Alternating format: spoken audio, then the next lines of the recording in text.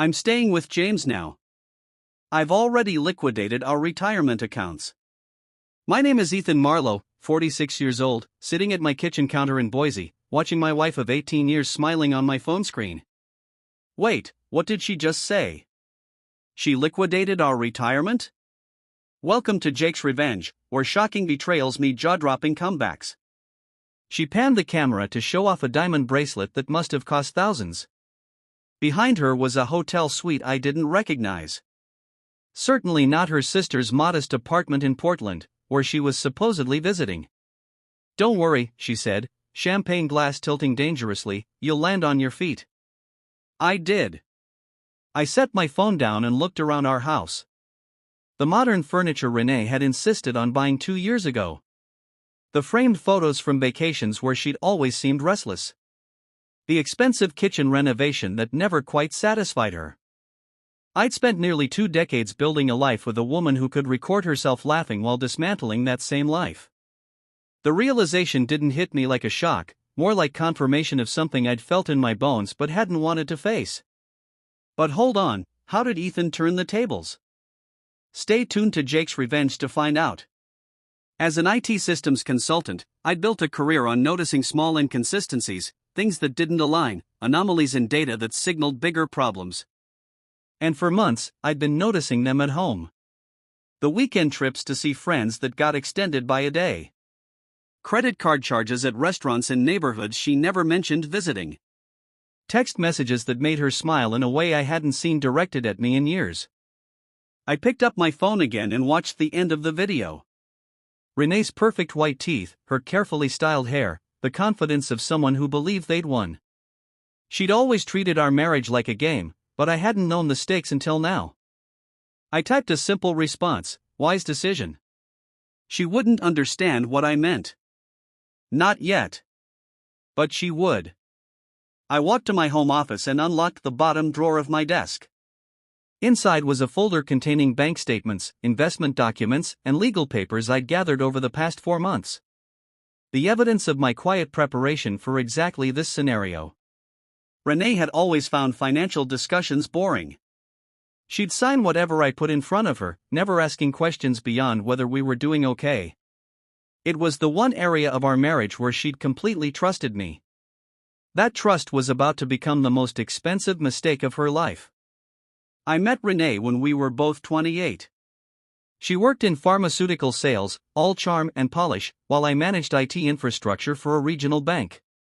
Our courtship was brief, 6 months from first date to wedding day. Everything about her felt electric compared to my methodical nature. We balance each other, she used to say, you plan, I live. For years, that balance worked. I built our financial security brick by brick. Maxed out retirement accounts, invested in growth stocks that performed well. Bought our home when interest rates bottomed out. Created spreadsheets tracking every expense. Meanwhile, Renee brought spontaneity. Weekend trips, dinner parties, the social connections that helped me land bigger consulting contracts. The first crack appeared 5 years ago. I found a credit card statement with a $3,000 charge at a jewelry store. It wasn't near my birthday or our anniversary. It's for my mother, she said when I asked. I nodded and said nothing when her mother visited 3 months later, wearing no new jewelry. Then came the late nights at work events, the new clothes, the fitness trainer who texted at odd hours, the weekends away that returned her looking more distant than refreshed. I said nothing. Instead, I began to prepare when I took on a major consulting contract for Cloud FIT 3 years ago. I created a separate LLC for liability purposes. I restructured our retirement savings. On paper, we had one main account in both our names. But I'd moved 70% of our assets to accounts tied to my business. Accounts Renee had signed off on but never bothered to monitor. 8 months ago, I noticed a pattern of unexplained withdrawals from our joint checking account. Small amounts at first, then larger. When confronted, Renee blamed online shopping. You work so much, she said, it helps me feel less lonely. Last month, she began asking questions about our retirement funds, how much we had, how accessible it was, whether I'd updated the beneficiaries. Just thinking about the future, she said. I watched her scrolling through her phone that night, smiling at something I couldn't see. The diamond tennis bracelet I'd never bought her glinted on her wrist. The pieces were all there. I just hadn't wanted to see the complete picture. So, I moved more assets, secured more paperwork, and waited for what I knew was coming. After watching Renee's video a second time, I sat in my home office and felt strangely calm. 18 years reduced to a 40-second clip, and a woman I no longer recognized. I called our bank first. "Mr. Marlowe, we were actually about to contact you," the fraud department representative said. "There's been some unusual activity on your joint retirement account." "I'm aware," I replied. "My wife has attempted to liquidate it without my knowledge or consent. I did not authorize this transaction." The representative's tone shifted from concern to action. "In that case, sir, we need to file a fraud report immediately. I can place a freeze on the account while we investigate." "Please do." By the time I hung up, I'd set in motion what I knew would be the end of my marriage. Not the betrayal that had happened long before, but my response to it. I pulled up the document I'd prepared months ago and never hoped to use. Divorce filing papers, partially completed, waiting for details I now had in abundance. I updated the dates, added the latest evidence, and saved the file to send to my lawyer in the morning. My phone buzzed with a text from Renee. "Did you get my message?" I didn't respond. The freeze on the account would take effect within hours. The fraud investigation would follow, and Renee would discover that her grand exit strategy had a fatal flaw. I walked through our house that night, really seeing it for the first time in years. How little of myself existed in these rooms. The furniture I hadn't chosen. The art that meant nothing to me. The kitchen where I rarely cooked anymore because Renee preferred restaurants. I'd spent nearly 2 decades building a life around a woman who'd been planning to discard me. Every weekend away, every late night, every unexplained purchase, they were steps toward this moment, toward James, whoever he was. In our bedroom, I opened her closet and noted what was missing. The expensive pieces, the favorites. She'd been moving out incrementally for weeks without me noticing. Or perhaps I had noticed but chosen not to see. I slept in the guest room that night, on sheets that didn't smell like her perfume. When I woke up, I felt lighter than I had in years. Over coffee, I emailed the divorce filing to my lawyer with a request for urgency. Then I called Jack, a forensic accountant I'd worked with on a case of corporate fraud 2 years earlier. "I need to trace some financial activity," I told him, "and I need it documented for court." I didn't feel anger, not even hurt anymore, just clarity. Renee had made her choice. Now I would make mine. 3 days after Renee's video message, my phone exploded with notifications. Text messages, voicemails, emails, all from her. All with increasing urgency. "What's happening with our account? Why can't I access the funds? The bank is saying something about fraud." I let them pile up without responding. My lawyer had advised minimal contact, and I was following that advice to the letter. Everything needed to be documented, clean, and by the book. On the 4th day, my doorbell rang at 7 a.m. I opened it to find Renee standing there, her perfect appearance frayed at the edges. The confident woman from the video was gone, replaced by someone with smudged makeup and wrinkled clothes. "What did you do?" she demanded, pushing past me into the house. I kept my voice level.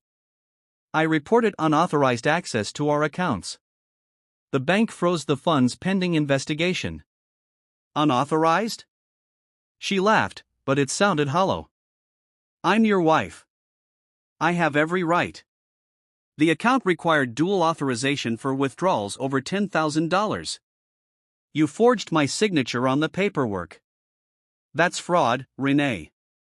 Her face changed, the mask slipping to reveal calculation beneath.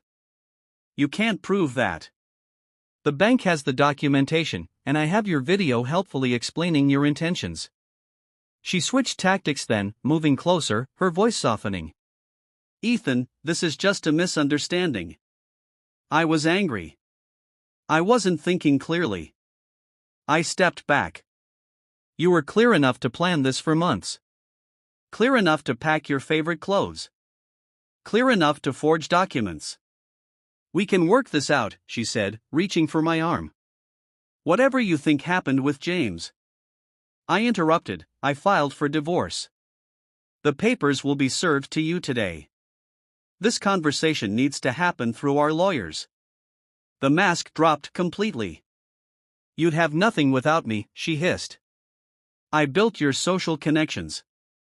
I made you look successful. You were just some boring IT guy before me. I almost smiled at how predictable this was. And yet somehow I managed to protect our assets from your attempt to steal them. Imagine that. Her eyes narrowed. The retirement account had over $800,000. It had $180,000, I corrected, which the bank has now frozen. The withdrawal has been flagged as potentially criminal activity. What about the rest? Our portfolio was worth over $1 million. Now I did smile. You never did pay attention during our financial discussions. Understanding dawned slowly on her face. She walked to the kitchen counter and picked up her phone, frantically opening banking apps and entering passwords. Where is it? She demanded. Where's the rest of our money? In accounts you signed the paperwork for but never bothered to monitor. Accounts tied to my LLC, which you have no access to without my authorization. The look she gave me then was pure hatred. You planned for this? I shook my head. I protected us from financial risk when I took on the CloudF contract. Standard business practice. The fact that it also protected our assets from you is just, what would you call it? A wise decision. She threw her phone at the wall. It bounced off harmlessly and clattered to the floor. You think you've won? James has money. He has connections. Then you've landed on your feet, I said, using her own words. But you'll be doing it without the retirement funds you tried to steal, and given the fraud investigation, possibly with a criminal record. She left an hour later, after more threats and several attempts to access my laptop. I changed the locks that afternoon. The next 2 weeks unfolded like a case study in desperation. Renee tried every approach. Threats, tears, seduction, legal intimidation. Her lawyer, a shark in an expensive suit, sent demanding letters claiming I had hidden marital assets and engaged in financial misconduct. I forwarded each one to my attorney without comment. Meanwhile, Jack, the forensic accountant, was uncovering the full picture of Renee's betrayal. She's been siphoning money for almost a year, he told me during our meeting at his downtown office. He slid a folder across his desk. Small withdrawals at first, then larger amounts, always just under the threshold that would trigger notifications to your phone. I opened the folder to find meticulously documented spreadsheets, credit card statements, cash withdrawals, money transfers. In total, she's diverted approximately $87,000 from your joint accounts, Jack continued. Most of it went to personal expenditures, designer clothing, jewelry, high-end restaurants. I nodded, processing this information with a detachment that surprised even me. But here's where it gets interesting, Jack said, pointing to a highlighted section. About $20,000 went directly to this account. He showed me transfers to an account I didn't recognize, held at a different bank. The account belongs to James Whitaker, 41 years old, works as a regional manager for Voxton Audio. Has a history of relationships with wealthy married women. I looked up. You found all this? How? Jack smiled thinly. I'm very good at my job, and Mr. Whitaker isn't very good at covering his tracks. This isn't his first rodeo with a soon-to-be ex-wife's finances. Something cold settled in my stomach. Not just betrayal, then, something calculated, targeted. The timing is what you should note, Jack added. The transfers to Whitaker began 3 months after he was hired at Voxton, the same company where your wife's pharmaceutical sales territory expanded last year. I remembered Renee's excitement about the new client addition, how she'd mentioned the innovative audio technology company expanding into medical device territory, how she'd suddenly needed more evening meetings and weekend conferences. There's more, Jack said, turning a page. Whitaker has done this before, twice that I can document. Both times with sales representatives from companies his employer partnered with.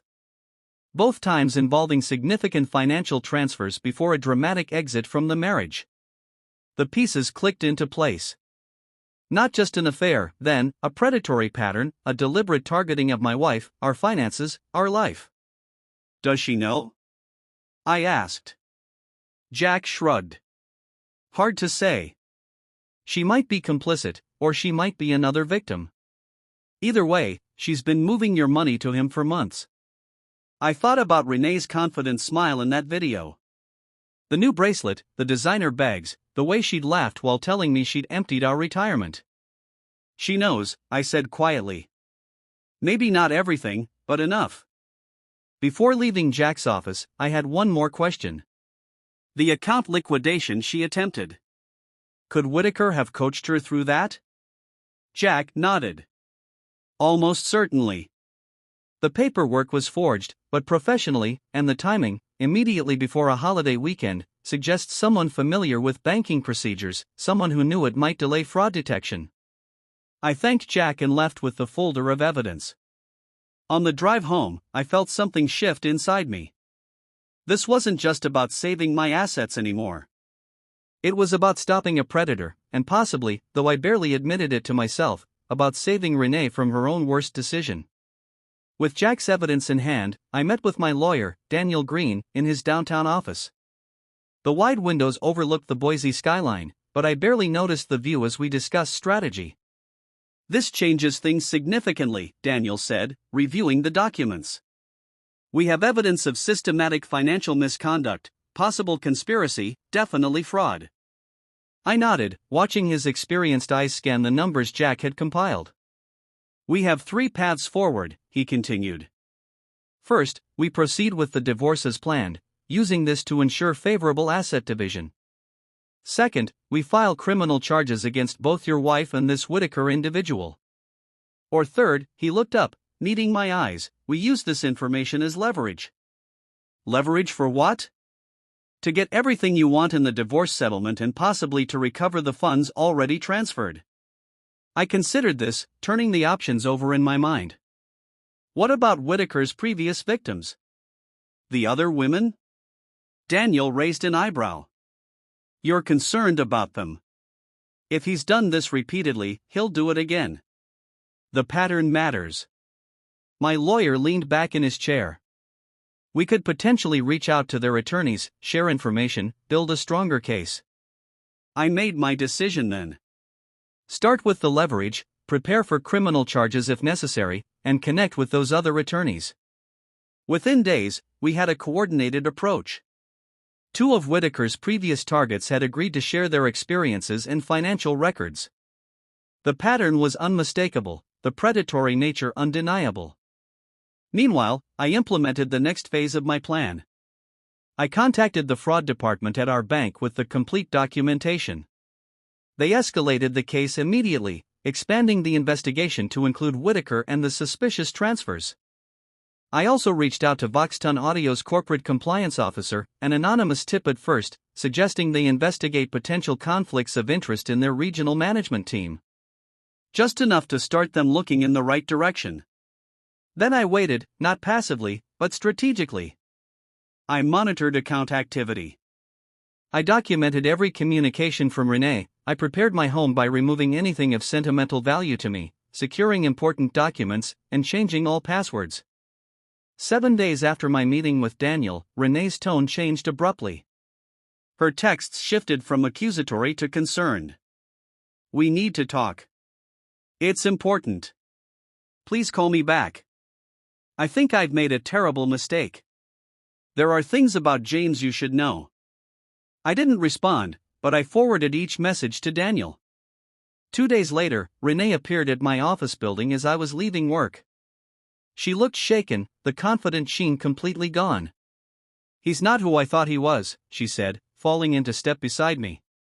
James has been lying about everything. I kept walking toward the parking garage. That seems to be going around. I'm serious, Ethan. He's done this before. Used women for their money. I just found out from his ex-girlfriend. I stopped and turned to face her. I know. So does our lawyer.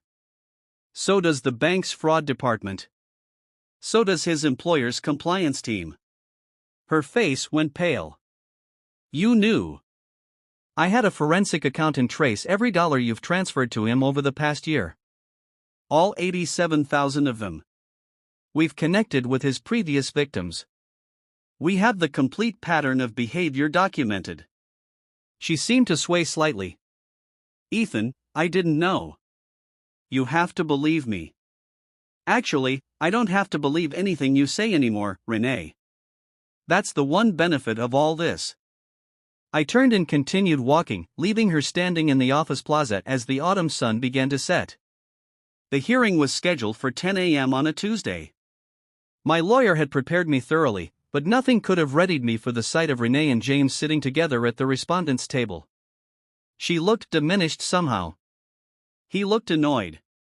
They'd arrived together despite the mounting evidence against him, despite everything she now knew. I wondered what hold he still had over her. Our case was called. The judge, an older woman with silver-rimmed glasses, reviewed the documents before her with methodical attention. Before we proceed, she began, I understand the plaintiff has submitted additional evidence regarding financial misconduct. Daniel stood. Yes, Your Honor. We have documented systematic fraud, including forged authorization documents and transfer of marital assets to a third party. He presented the comprehensive file. We'd assembled the bank statements, the forged paperwork, the video Renee had sent admitting to liquidating our retirement accounts, the transfers to Whitaker's personal account, and then the final piece. Testimony from Whitaker's previous targets, describing the identical pattern of behavior. I watched Whitaker's face as this evidence was presented. The annoyance shifted to calculation, then to barely concealed panic. When the judge directed her attention to him, he leaned over to whisper urgently to his attorney. Mr. Whitaker, the judge said sharply, this court has evidence suggesting you may have engaged in a pattern of financial exploitation. While that's not the primary matter before me today, I am referring this case to the district attorney's office for potential criminal investigation. Renee made a small sound beside him. Not quite a gasp, more like the air going out of her last hope. The judge continued, given the evidence of financial misconduct, I am freezing all disputed assets pending final resolution. And Mrs. Marlowe, you should be aware that the court takes a very dim view of attempts to hide or transfer marital property. 6 months later, I stood on the balcony of my new condo in downtown Boise, watching the sunset paint the city gold. The divorce was finalized. The financial matters settled. The legal system had run its course. In the end, Renee had turned on Whitaker, providing evidence that helped the district attorney build a stronger case against him, whether from self-preservation or genuine remorse. I never asked. The criminal charges against her were reduced in exchange for her cooperation. She avoided jail time, but would be making restitution payments for years. Last I heard, she'd moved back to her hometown in Oregon, taking a lower-level sales position with a different company. Whitaker hadn't fared as well, with 3 former victims testifying against him, plus Renee's evidence. He was facing significant time for fraud and financial exploitation. I recovered most of our assets, not all. Some things, once broken, can't be made whole again, but enough to rebuild.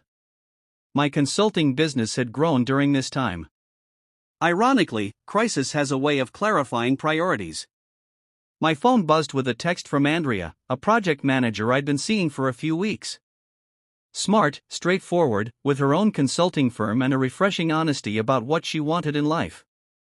We were taking things slowly, both carrying our own histories. Still on for dinner, her message read. Looking forward to it, I replied. I went inside to change, passing the single photograph I'd kept from my marriage. Renee and I on our honeymoon, both smiling, both believing in the future we thought we'd share. I didn't keep it out of sentimentality or regret, just as a reminder that trust should be earned continually, not given completely. The retirement accounts were now solely in my name. The passwords changed, the paperwork clear. Lesson learned, balance restored. Thanks for watching Jake's Revenge. Don't forget to like, subscribe, and hit that bell for more stories of betrayal and redemption.